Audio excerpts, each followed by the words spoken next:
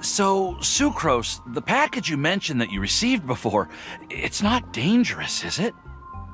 You need to be careful when you're opening packages. I once had a friend mail me some research materials, and all the bouncing around in transit caused a reaction. Once I opened it, it let out a stench that could wake the dead. If your package contains anything like that, then maybe you should check with Albedo first and see what he thinks. No, this package didn't contain any hazardous materials.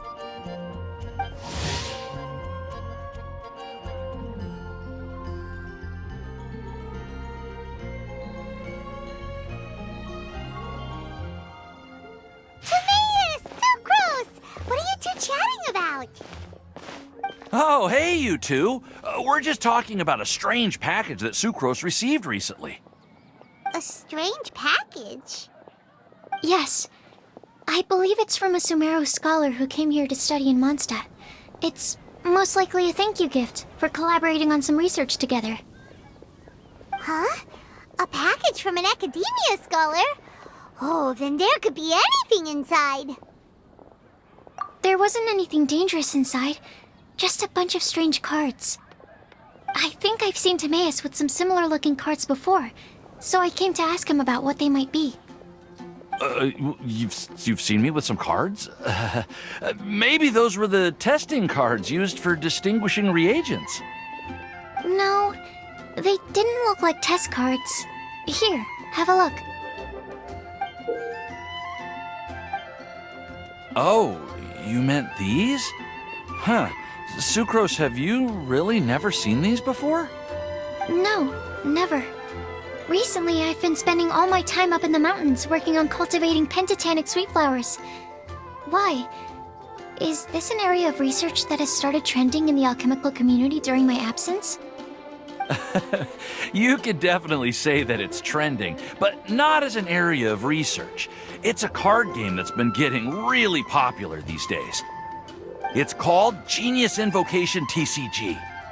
Genius Invocation TCG!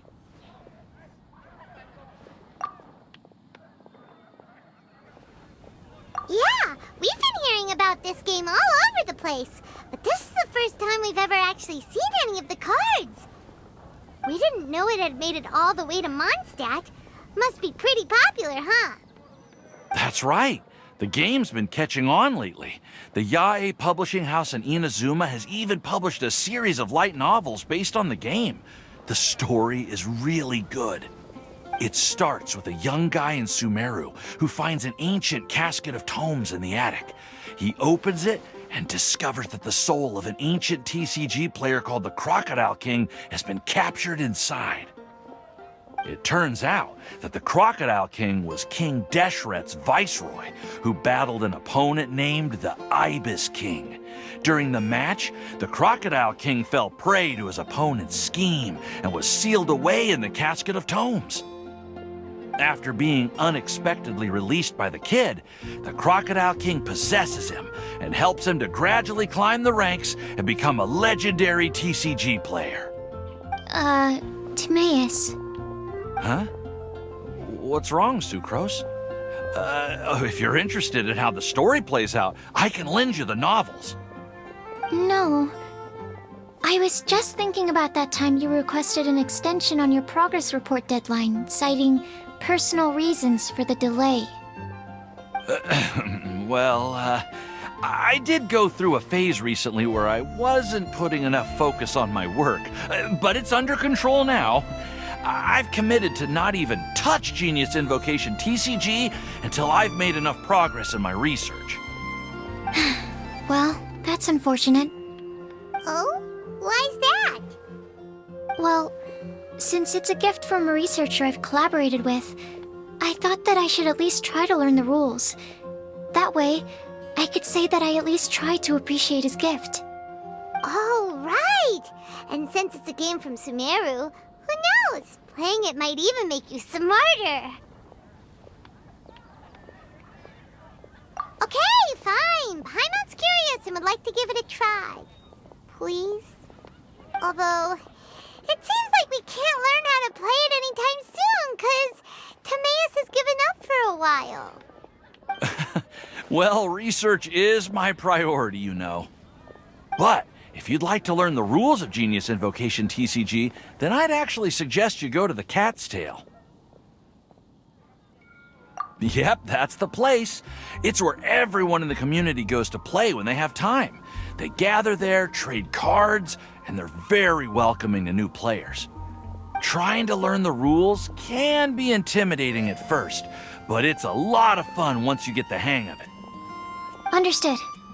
Traveler, Paimon, let's go to the Cat's Tail and try asking around.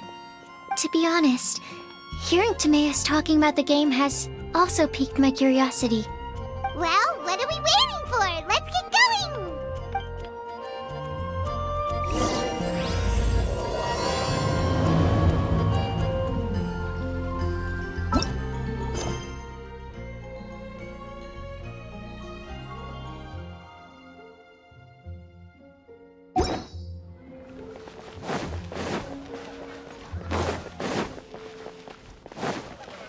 Ad Astra Abyss.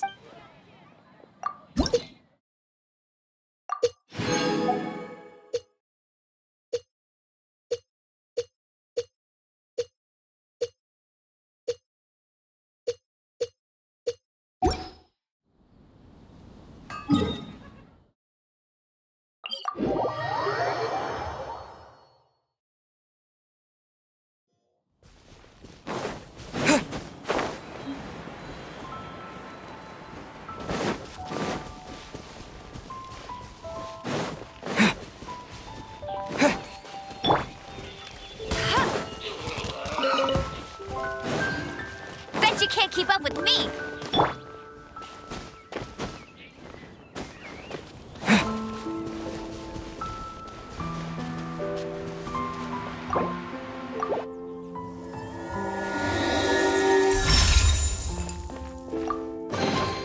A reward on the road.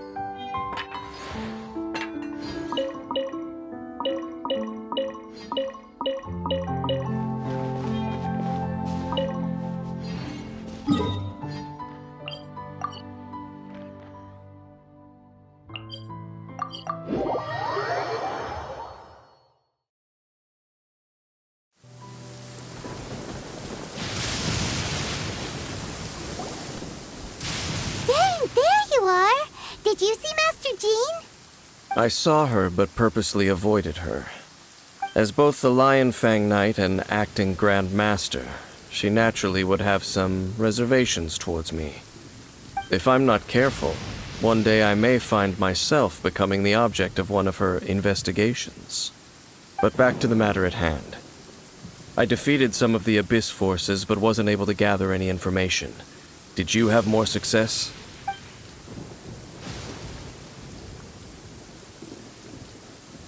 I see. Well then, we can more or less figure out where the first field tiller ended up. Huh? Really? Just from the Lupus Boreas story? That information combined with a more comprehensive analysis. For example, the old story you told me you heard in the cathedral. Exactly. The strange story told to you by that young sister, long mistaken to be a curse rained down by a deceased tyrant.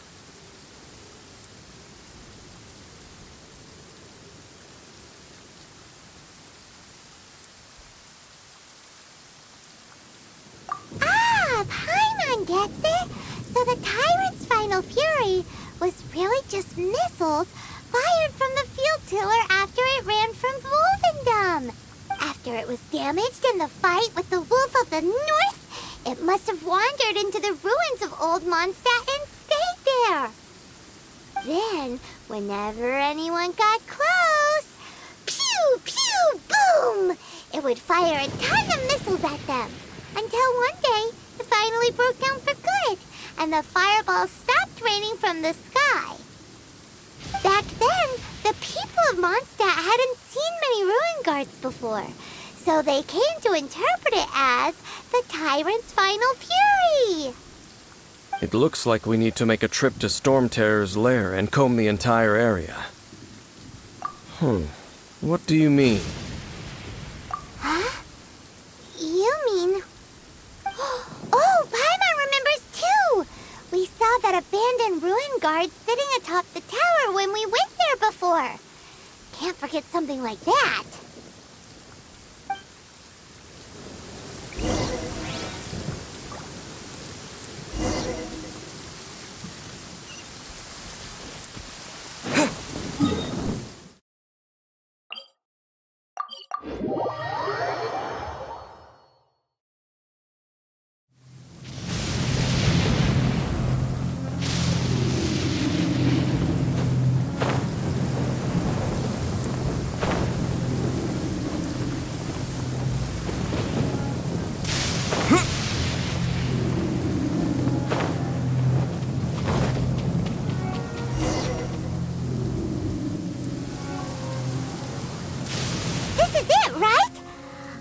Okay then, use your elemental sight to look for the eye. Ooh, so what did you see? Huh? Nothing? Oh, but Paimon was so excited. What's going on? Are you sure you did it right? This requires another method. Using elemental sight on a field tiller is of no use because it is not powered by the elements. Let me give it a try.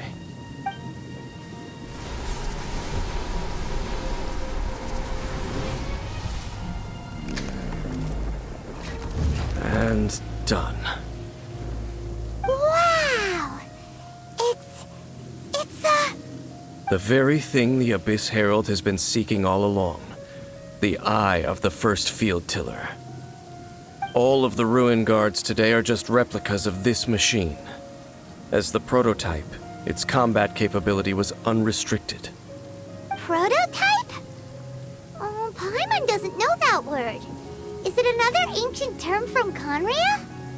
As the Abyss Order has surmised, if this eye is placed in the hands of the defiled statue, and if the limbs of Osial, Overlord of the Vortex, are attached to the statue, there you have a mechanized god. And this newly born god will have the power to topple the divine thrones of Celestia. Yes.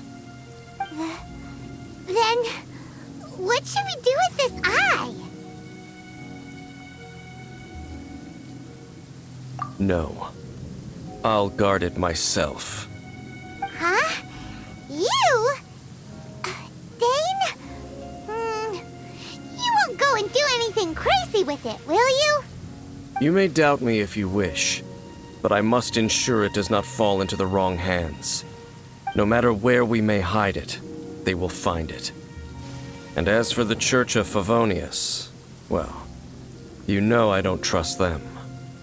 Oh, right. But our work isn't done yet. To avoid any further repercussions, we must also take care of that defiled statue.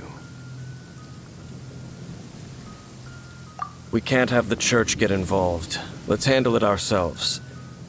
As for what I mean by take care of it, naturally I mean to completely destroy it.